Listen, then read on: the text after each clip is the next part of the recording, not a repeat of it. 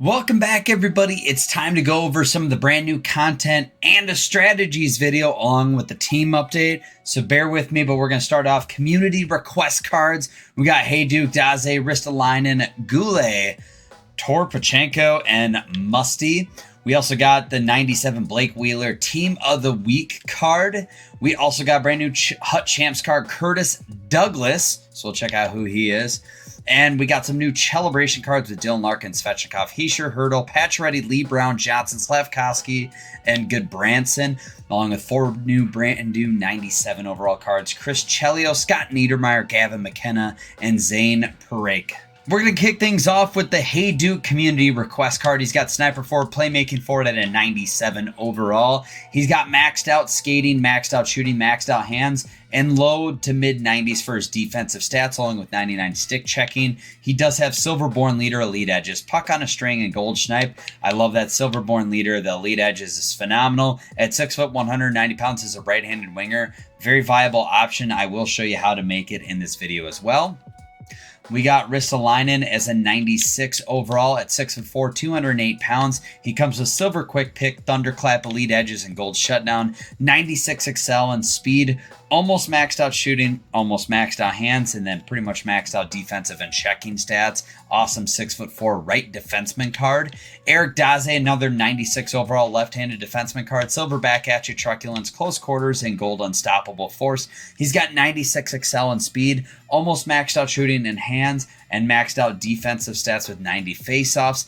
Once again, another phenomenal big man card. Wish he did have silver elite edges, but once again, 6'6", not too shabby. I think the underrated card is going to be this one. It's Kaiden Goulet at 6'3", 201 pounds. He's a left-handed defenseman, elite edges, quick pick, heat seeker, and gold shutdown. Pretty much maxed out skating, almost maxed out shooting, mid 90s for his hands, but almost maxed out defensive stats. This is a phenomenal defenseman card with great abilities. I think this might be the sleeper card of all the community request cards. Torpachenko is another one at 6'6". Even though it's a 93 overall, they did give him pretty good skating and stuff, and they nerfed him kind of in other areas, whether it's their hands, their checking, or their defense. He's got silver close quarters, no contest, and gold unstoppable force. Musty is the last one at a 91 overall, but still 95 Excel and speed. They just kind of put him bad in his hands and checking and defensive stats, but silver elite edges and gold Schneip. Chris Chelios kicks off things with the new Celebration cards. You got two-way defenseman or offensive defenseman. You will get them to maxed out skating, almost maxed out shooting, upper 90s for his hands, and maxed out defensive stats with phenomenal abilities with silver shutdown, elite edges, quick pick, and gold heat seeker. Scott Niedermayer is the next one, 6'1", 194 pounds. He's got 97 Excel, 99 speed, maxed out shooting, maxed out hands, maxed out defensive stats. He's got silver wheels, heat seeker, in reverse, and gold elite edges. So a lot of skating abilities. So this is definitely going to be more of an offensive defenseman type role, but it is nice to see that he does have 99 body checking. Gavin McKenna, playmaking forward, speed boost, checking boost, silver unstoppable force, make it snappy, elite edges, and gold crease crasher with 97 Excel, 99 speed, maxed out shooting and hands. Defensive stats are kind of in the mid 90s with upper 90s for his body checking and strength attributes. Once again, another fun winger card you could use, probably a little too small though. Zane here at 6 foot, 179 pounds. He's a right-handed defenseman. He's just a little too small. Abilities I don't really like either with Sinai, Heat Seeker, Quick Pick, and Third Eye. I mean, I don't mind these two, but the others are eh. Almost maxed out skating, maxed out shooting, maxed out hands, and then upper 90s for his defensive stats with maxed out body checking and strength. Another good 97 overall, but I think just too small for this time of the year. I thought we had seen maxed out skating on this Dylan Larkin card, but we don't get that. I do like his abilities with quick draw, tape, born leader, and gold, make it snappy, but maxed out shooting and hands, and then mid to upper 90s for checking and defensive stats. Other one we got of the 96s is going to be Andrei Svechnikov at 6'2", 195 pounds. He's got skilled up, unstoppable force, truculence, and gold 1T. Almost maxed out skating, maxed out shooting, maxed out hands, and upper 90s for his defensive stats, and then maxed out body checking and strength. Could be a fun card to use. Svechnikov's cards always play extremely well with a really good shot. I expect this one to be exactly the same. For the Hut Champs card, we got the 6'9", 242-pound Curtis Douglas. Never heard of him before, but he's got two-way defenseman and power forward. If you need that on there, I'd probably turn it over to two-way forward. Pinpoint shooting boost and agility boost. He's got silverback attribute, truculence, close quarters, unstoppable force, 97 excel, 97 speed, 97 endurance, maxed out shooting, maxed out hands, maxed out body check, and almost maxed out defensive stats with 99 faceoffs if you get top 100. I just don't like that he doesn't have elite edges at 6'9". I think this card's going to operate extremely clunky, but that's just me. I don't think it's a noteworthy card going after this week, but you never know. It's dependent on what you're trying to run. I'll never, doubt that, but here's one if you get just the 10 wins. Still the same abilities, but he has 96 excel, 96 speed, almost maxed out shooting, almost maxed out hands, and then mid to upper 90s for his defensive stats with 98 faceoffs. So, another good card, but I don't think it's a great card to go for, but that's just me. Give me your thoughts down below. For Team of the Week, we see our first 97. It's going to be Blake Wheeler with Playmaking Forward and Sniper Forward, Pinpoint Shoot Boost and Speed Boost. This card is actually a very viable option. This one might be better than the HUT Champs card, personally for me, with Silver Make It, Snappy Puck on String, Unstoppable Force, and Gold Elite Edges. 97 excel, 99 speed, maxed out shooting, maxed out hands, and upper 90s for his defensive stats. I think this is a better winger card compared to maybe the taller centerman. But I love Gold Elite Edges on him for his size. Unstoppable Force, like these are all great abilities. Plus he has extremely good skating abilities as well. This might be a week worth making a Team of the Week card. It's that time where I show you the comical port of this, and it's 100% the power-up icons, offensive defenseman, checking boost, power shooting boost, thunderclap, send it, no contest, and gold shutdown, so not bad defensive stats, nothing crazy good though. 96 excel, 95 speed, almost maxed out shooting, maxed out defensive stats, but like he's just too slow to keep up with other people, so once again, it's kind of worthless. Scott Niedermeyer, kind of the same boat, but 97 overall. Nobody has puck-moving defenseman, but it'd give you a speed boost if you did have it. 96 excel, 97 speed, almost maxed out shooting, maxed out hands, maxed out defensive stats. He's got C9, stick him up, send it, and Gold Elite Edges. Not horrible, but you would need a puck-moving defenseman to be activated, but reality is you might want two-way defensemen, so that way he has a little bit more endurance, but at this point, it is what it is. You can make these community request cards in sets, so you can make the specific card that you want, whether it's a 91, 93, the 96s, or the 97s. If you're looking to make the 97 overall Hayduke, you're going to need 2 of the 96 overall community request cards. You can make Goulet, Ristolainen, or Daze. It's going to cost you, though, 593 plus cards. So keep that in mind. I think the Goulet card stands out really good. Hayduke would be good, but the others I just don't think are as great. If you want to make the 93 or the 91, it's just going to be 3 91s for your 93. Or to get the 91, you're just going to need 3 89 pluses.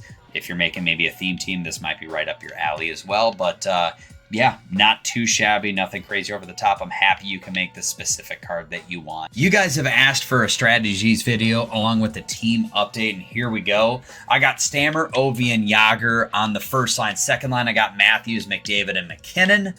Then I got Misa, Kucherov, Eichel, Tavares, Draisaitl, Zibanejad. So the reason is Stamkos is by far my favorite card I've probably made offensively out of the entire game for the time that was released. Jaromir Jagr, still too early to tell. Ovi's been consistent. Matthews, good, but not great for me. McDavid always plays phenomenal. McKinnon now overtook the position for Eichel, but both of these kind of flip-flop spots depending who gets the upgrade next. Michael Misa, I floated him on wing. I floated him at center. Right now we're just running him at center. Great card once again. This is a smaller line for me, so I always have to kind of be more aware. That's why I throw checking boost on these guys. Draisaitl, Tavares, Zibanejad.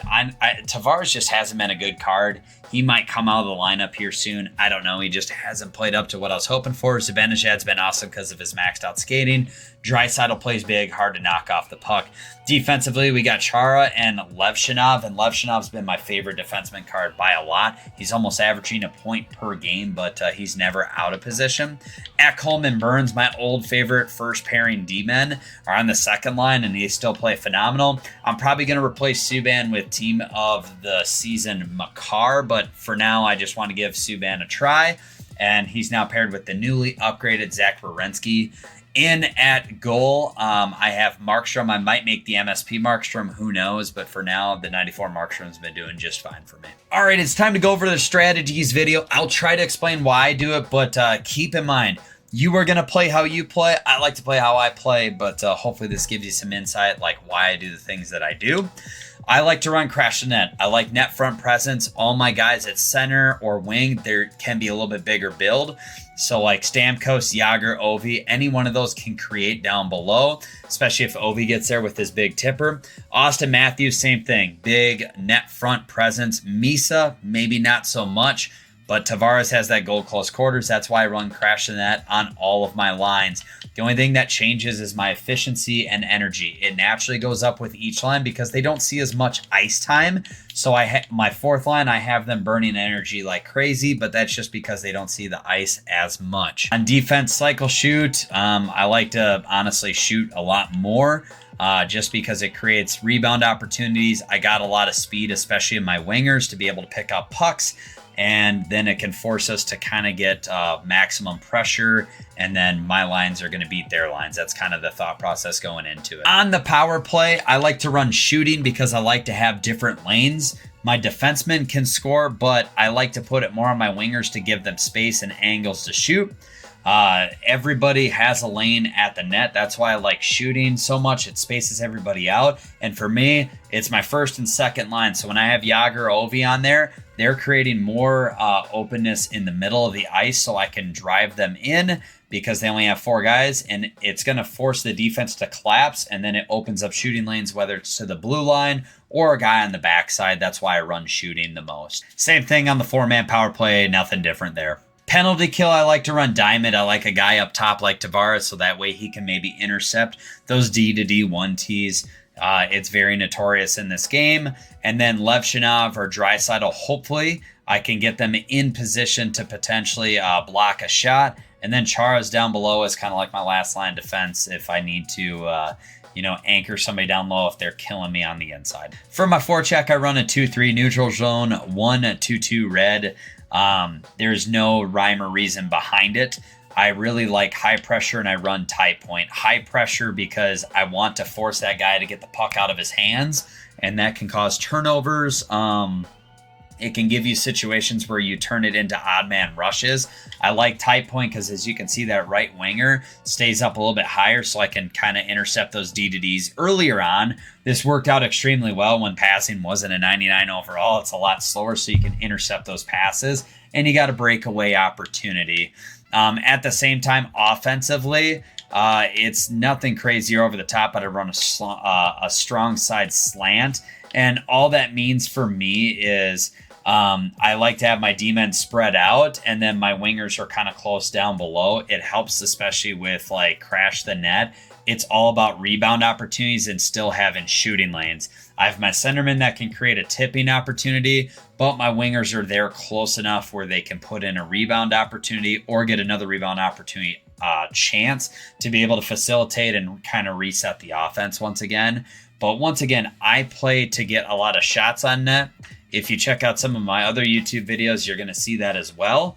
At the same time, like, I am trying to force the puck out of somebody's hand. I don't want them to get settled or comfy, because when you face good players, they will eat you alive and pick you apart. You need to get the puck out of their hands, force them to make quick decisions. And sometimes the computer helps you, sometimes the computer doesn't. But I like to dictate and control the pace of the game that it's played at. So that way they have to catch up to me, especially if I get a 1 or 2 goal lead.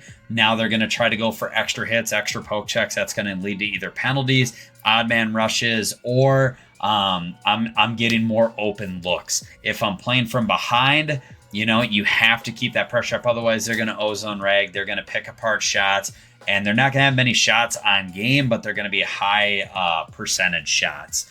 Other than that, guys, I hope you like the strategies video covering some of the new content, taking a quick peek at the team. How's your team looking? Did you like the content today? Did the strategies video help you out? If you like what you saw, hit that subscribe button down below. Also, thank you so much. 400 subscribers, absolutely phenomenal. I told you I wanted 500 before the new year. Can we hit it before the new NHL 26 game releases? We'll find out. Other than that, I love you guys. Have a good rest of your day. And tomorrow we will be releasing a new Hut Champs run, and gear up. Top 25 finish.